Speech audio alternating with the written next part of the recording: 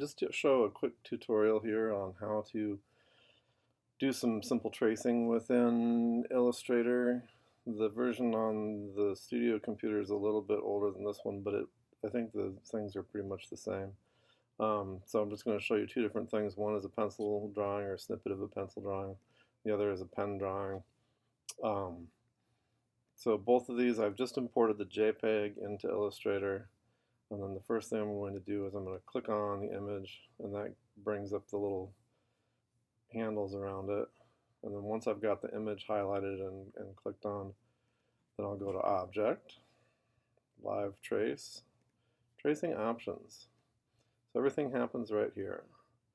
First thing I'm going to do is I'm going to make sure that Ignore White is checked, because that's going to give us a nicer, like, high definition thing. I don't know why that is, that when you don't have it checked, but I'll show you what happens when we go ahead. I'll just hit Preview is the next thing I'm going to do, because I want to see what happens when I adjust the parameters. So when I click Preview, so if I don't do anything different, this is what it'll look like once it's traced.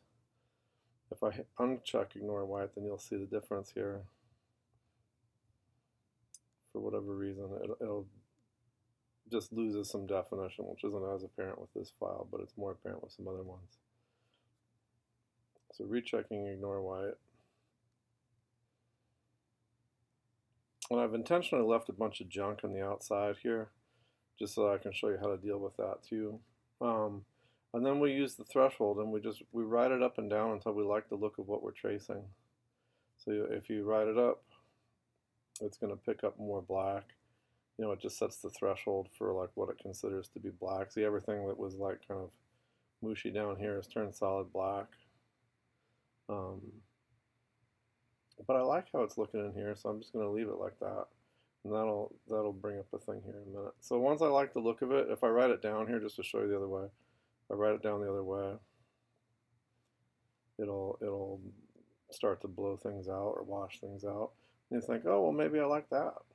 So, but I'm mostly just looking at the drawing and not what's in the periphery. So I'll go ahead and, once I like the look of it, then I'm going to hit trace, and that'll actually do the tracing. Once it's traced, so I just hit trace, and so now it's been traced. But as you can see, when I select it, you don't see all of the anchor points and outlines. So once you've got it traced, then you want to hit Object, Expand. And what that does is that then I can now edit all the individual vector lines within Illustrator here. But what I can do here that's most significant is I'm going to go from the black arrow to the white arrow, and I can begin selecting things I want to get rid of. See, I want to get rid of all that. I selected it with the white arrow, and now I can delete all that extra junk out. Same over here. I can just go through and start cleaning up the image, and then I'm left only with the drawing and not all the weird gook in the background. So I'll go back to the black arrow and click on it, and you can see the image is much smaller now. And now at this point I can hold the Shift key and grab the corner, and I can shrink it down to fit on an 8.5 by 11 sheet of paper. 8.5 by 11 sheet of paper. And now when I zoom in, you can see it there. Want it to kind of tidily fit probably. For most cases, you just want it to fit on an 8.5. You know, if we're planning to burn screens or something, we just want it to fit on an 8.5 by 11 sheet of paper. Let's do this to get rid of any extra random gook that's floating around on the periphery. And there it is. It's just kind of fitting. So now I'm going to go ahead and hit Save As, and I'll hit Save As. And for the sake of ease, I think most of the time it makes sense just to save as a PDF, because we can open a PDF. James Lizard.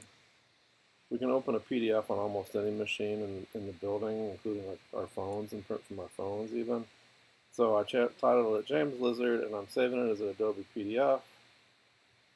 And you can just use Illustrator default, that's fine. And boom, now we can open it from any other device in the building and print it out and burn a screen or whatever we want to do with it. Okay, this is a graphite drawing, and this is a little more complicated, because this is not going to like convert nearly as gracefully. But it's the same basic drill. I click on it with the black cursor, with the black arrow, and that selects the JPEG that I've imported. And then next is I go down to live trace, tracing options. Again, make sure that ignore light is checked. Click on preview, and this will tell me what it'll look like if I just hit trace without adjusting any parameters. It'll look like that. And then I think, well, it's okay actually, it's not terrible, but I want a little more definition and a little more something. And so I'm going to ride the threshold up to a higher number, which is now going to like see more things as black, basically. That some of the things that were gray, now the algorithm will see them as black. And now you can see there's quite a bit more definition. But I've also got a bit of speckling in here. And if I want to try to get rid of that, if I want to try to get rid of that speckling, then I can minimum area. One thing I can do is I can ride up the minimum area so that it just sees only larger objects or larger contiguous areas of black. And so we'll see what happens. That removed a lot of the speckling just by doing that. I went up to 173. And then, but the trade-off there is that it's also going to, it's going to simplify the image, and so some of the definition might be lost.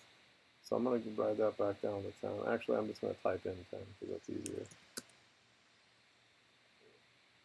And now it's going to go back to the way it was. But the speckling will return. And for if you want some images that are really kind of smooth and kind of streamlined and graphic-y looking, the other thing that can be nice is by adding a little bit of blur. And blur then I'm going to try 3 pixels of blur to see what that does. And what that will do is it'll smooth out jaggedy edges. It'll make some little tidbits disappear.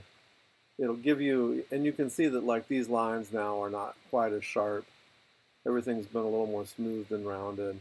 And in some places, that's a really nice effect. And some, if you're doing something where it's a real graphic sort of, like one of Kayla's fish drawings or something, you can ride the threshold way up to make sure you pick up all the lines, but then do a little bit of blur, and it'll give you a nice, smooth, rounded, very graphic feeling thing instead of something that feels more like a very idiosyncratic drawing. So that's that. I'm going to ride this back down to whatever it was, no blur. The last thing, minimum path fitting is another thing that you can experiment with, where as you ride this down, it'll be more and more exactly like the original drawing. Basically, if I go down to path fitting of 1 pixel, and we'll just compare 1 pixel to 5 pixels so you can just see the difference. But it takes a bit to, with something this intricate, it's taking a lot longer to trace. So I don't know if you can tell, but with 1 pixel of path fitting, suddenly there's even more speckling and noise. So let's try it with 5 pixels of path fitting and just to see what happens and see what that looks like. It just basically sets the gauge or kind of like minimum area. It has a similar sort of effect but slightly different, where minimum area, just removes a lot of things that are smaller. Path fitting, I don't actually see a huge, you can see that it's different. Let's try something even more generous. Let's try 15 and see. Value must be 0 and 10. Okay, let's try 10 then.